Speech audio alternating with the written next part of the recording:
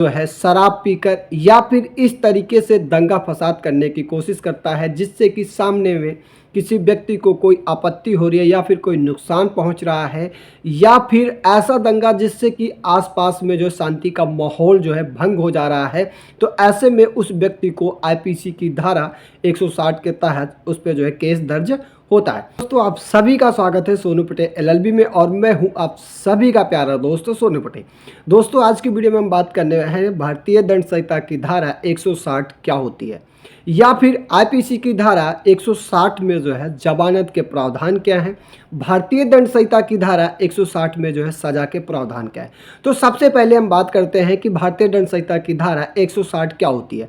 अगर कोई व्यक्ति जो है शराब पीकर या फिर इस तरीके से दंगा फसाद करने की कोशिश करता है जिससे कि सामने में किसी व्यक्ति को कोई आपत्ति हो रही है या फिर कोई नुकसान पहुंच रहा है, या फिर ऐसा दंगा जिससे कि आसपास में जो शांति का माहौल जो है भंग हो जा रहा है, तो ऐसे में उस व्यक्ति को आईपीसी की धारा 160 के तहत उस पर जो है केस दर्ज होता है।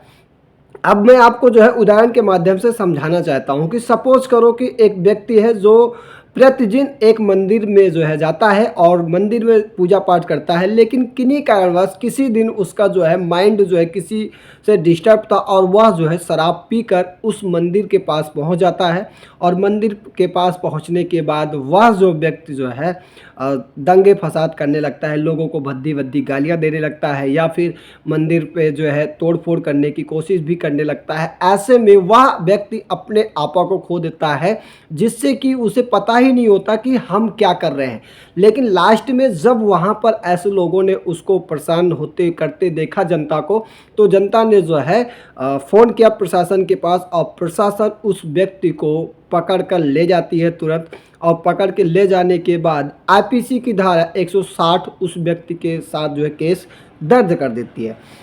इसका मतलब यह होता है कि यदि कोई व्यक्ति दंगा फसाद करने की कोशिश करता है और वहाँ पर जो है व्यक्ति है शांति का माहौल जो है भंग होता है, तो ऐसे में उस व्यक्ति को आईपीसी की धारा 160 के तहत केस दर्ज हो जाता है। अब बात करते हैं कि आईपीसी की धारा 160 में जो है सजा के प्रावधान क्या है। यदि कोई व्यक्ति ऐसा अपराध करता है जिससे कि दंगा फैल रहा हो और दंगा फैलने के बाद शांति का माहौल जो है भंग हो रहा हो, तो ऐसे में उस व्यक्ति को जो है आईपीसी की धारा 160 के तहत उस व्यक्ति को 1 माह तक के लिए जो है कारावास हो सकता है, या फिर 100 रुपये लगाकर जो है दंडित किया जाएगा, या फिर इनमें से दोनों हो सकता है।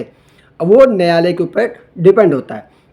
अब बात करते हैं कि आईपीसी की धारा 160 में जो है जमानत के प्रावधान क्या है। क्या इस अपराध में जो है हमें आसानी से जमानत मिल जाती है, या इस अपराध में जो है समझौता करने योग्य होता है, क्या यह अपराध करने के बाद हमें सज़ा कितने सालों तक के लिए हो जाएगी, वो तो होगी। अब बात कर लेते हैं कि यदि कोई व्यक्ति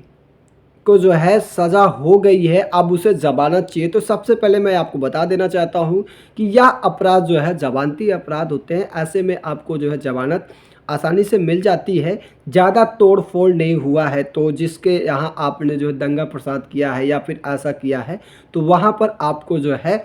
ज़मानत मिल जाती है। लेकिन अगर आप ये सोच रहे हैं कि हमें इस अपराध के थ्रू हम जो है आसानी से समझौता कर सकते हैं, तो यह जो है समझौता करने योग्य जो है अपराध नहीं होता है, इसमें आप जो है समझौता नहीं कर सकते हैं। लेकिन यहाँ तक कि अगर आप जो है उच्च न्यायालय में अपनी याचिका को दायर करते हैं, तो संभवतः हो सकता है कि आपकी जो है याचिका को स्वीकार कर लिया जाए और आपको आसानी से जमानत मिल जाए। तो दोस्तों आज की वीडियो यहीं तक के लिए, फिर मिलेंगे किसी नए वीडियो के साथ। तब